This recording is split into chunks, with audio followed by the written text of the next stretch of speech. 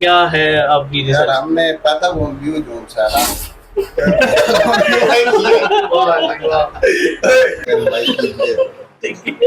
वो वाला देख क्या अस्सलाम वालेकुम भाई यहाँ पे क्या हो रहा भाई।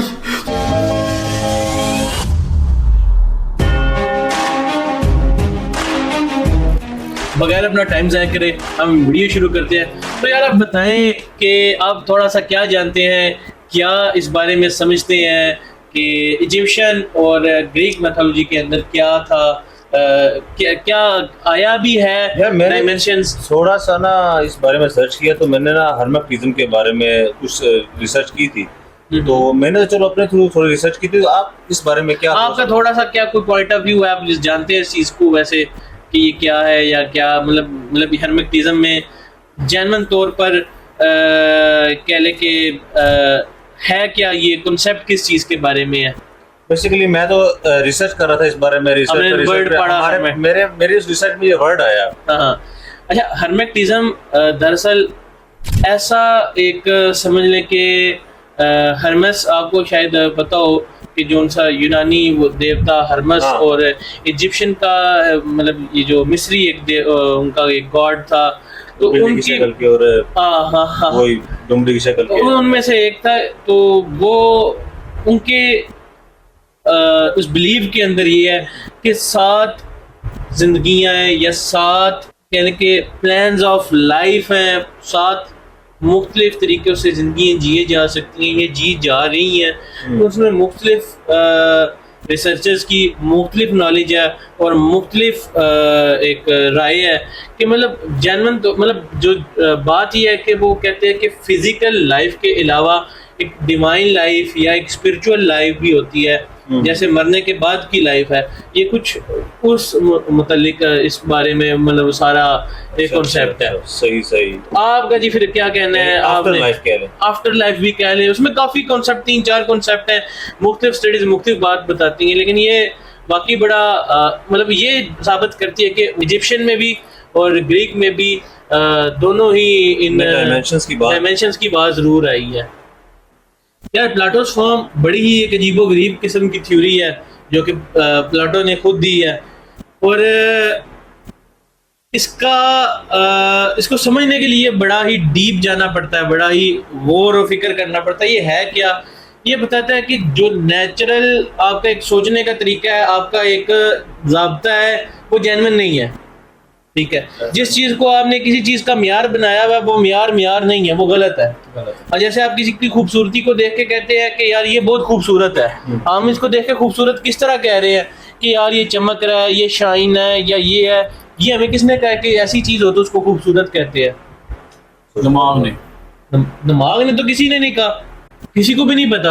अगर एक बंदे को आपने छोड़ दिया कहीं जंगल में, बचपन से ही वो बड़ा हो गया, अब उसको क्या पता कि चमकदार चीज और इस तरह की चीज खूबसूरत होगी? उसके उसने अपने पॉइंट आसपास जो उसका माशरा है या जो माशरा है, वो उसने उस चीज को नहीं देखा ना। अब मे बी हम किसी चीज को इसको ब्राउन कह रहे हैं, मे बी अगर हमारे माशरे ने इसको ब्लैक का होता तो ये ब्लैक होता। जैसे कलर ब्लाइंड बंदों का होता है, हाँ, हमारे देखने में वो पिंक कलर है, किसी दूसरे के देखने में वो ग्रीन कलर है। ये तो नजर का फर्क है। लेकिन इस थ्योरी के साथ साथ प्लाटोस की ये हायर डायमेंशंस को भी मतलब मानता है, और इसमें भी डायमेंशंस का भी बड़ा कॉन्सेप्ट है कि एक सोच एक अलग चीज़ है, एक अमल अलग चीज़ है, एक उस चीज़ का होना अलग चीज़ है, और एक उस चीज़ का मुकद्दम और एक बड़ा अच्छे तरीके से ऐसा तरीके से हो जाना अलग चीज़ है।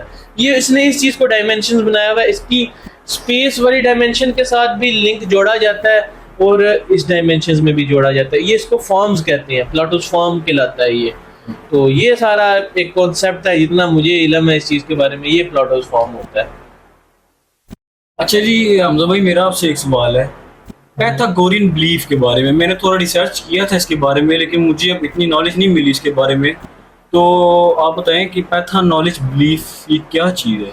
पैथागोरियन बिलीफ, अब सब ने ही तकरीबन अपने मैथमेटिक्स के अंदर पैथागोरियन थ्योरम पढ़े होंगे। ठीक है, वो शेल वाले टाइप, जैसे वो घूम के आते हैं, जैसे एक गोल्डन नंबर होता है कह रहे हैं।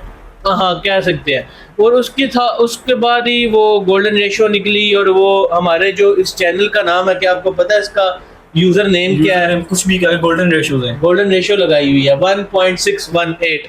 ठीक है, चलो बातों बातों में ये भी बता दिया आपको कि ये 1.618 का क्या कंसेप्ट हमने डाला था, क्योंकि कुछ भी का हमें नाम नहीं मिल रहा था तो मैंने गोल्डन रेशियो डाल दी। कुछ भी गोल्डन रेशियो।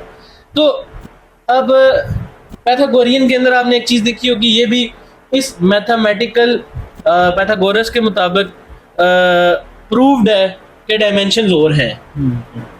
आपने शायद ग्राफ बनाए हो बचपन के अंदर, ऐसे ही बनाए। ठीक है, उसमें हमने पढ़ा एक्स वाई, एक्स स्क्वायर, ठीक है, सही है। अब एक्स स्क्वायर वाई स्क्वायर, अब जो एक्स और वाई में चाह रहा है वो हमारी वर्ड है, ठीक है, और एक्स स्क्वायर और वाई स्क्वायर में चाह रहा है वो अदर डायमेंशन है, ठीक है। ये बड़ा मजेदार और अजीब सा, बड़ा इंटरेस्टिंग सा ये भी है, जो मैथ्स लवर है उनके बड़ा मजा आता है इस चीज को सॉल्व करने में, इस चीज को समझने में, बड़ा इंटरेस्टिंग टॉपिक है। अच्छा तो जी, अब मेरा आपसे तीनों से एक सवाल है, तो मैं भी आपको एक सजेशन दूंगा।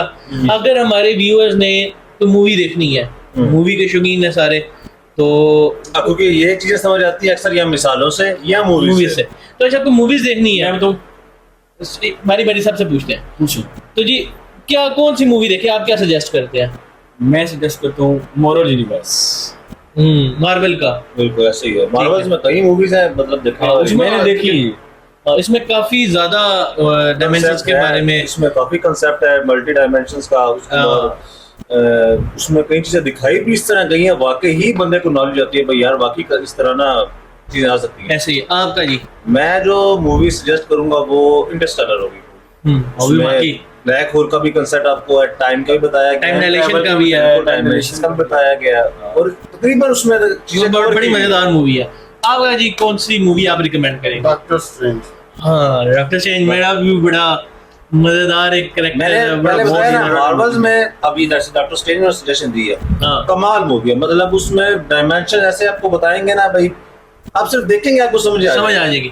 अच्छा मैं जो आपको रिकमेंड करूंगा देखने के लिए, वो मूवी तो नहीं है, वो है उसे क्या कहते हैं, सीरीज है और अच्छे खासे 3-4 सीजन है। अच्छा। मुझे बड़ी जाती तौर पे वो पसंद है और मैंने 2 बारी देखी, एक बारी देखी थी मुझे मजा आया, मैंने फिर देखी। नेटफ्लिक्स पे भी अवेलेबल है, स्ट्रेंजर थिंग। हाँ मैंने भी देखी हुई है, गोल्डन सीजन मजेदार। उसमें जो अपसाइड एंड डाउन साइड है ना, वो आपको मिरर वर्ल्ड वो आपको बिल्कुल हर एक मजेदार एक कांसेप्ट देती है डायमेंशंस के आपके डायमेंशंस में ही चीजें हो रही हैं, लेकिन वो उसमें जो उसके 4th सीजन के अंदर जब वो दिखाते हैं कि वो जो मिरर डायमेंशन है वो टाइम में पीछे चल रहा है, ऐसे ही टाइम डायलेशन भी आ गई, डायमेंशन भी आ गया, बड़ी मजेदार वो भी कांसेप्ट है। तो आप सारे यार वो भी लाजम देखें, मजेदार है, ठीक है जी। तो इसके अलावा अब हमारा जो नेक्स्ट पार्ट होगा वो पार्ट 3 ही बनाएंगे, वीडियो बड़ी लंबी है तो वो बनाएंगे स्पेशल और स्पेशल, क्योंकि ये स्पेशल होगा पार्ट 3 इस्लाम के रिलेटेड कि डायमेंशंस, आलम, आलमीन, ये लंबा होने वाला है अकेला, इसीलिए मैंने अलग पार्ट रखा है इसका। आलम, आलमीन, डायमेंशंस, ये सारे इस्लाम के पॉइंट ऑफ व्यू के लिहाज से क्या है, उसके कुछ रेफरेंसेस भी आपके आगे रखेंगे, कुछ रवायात, कुछ आपके आगे अहादीस, उसकी रोशनी के अंदर हम इस टॉपिक को डिस्कस करेंगे।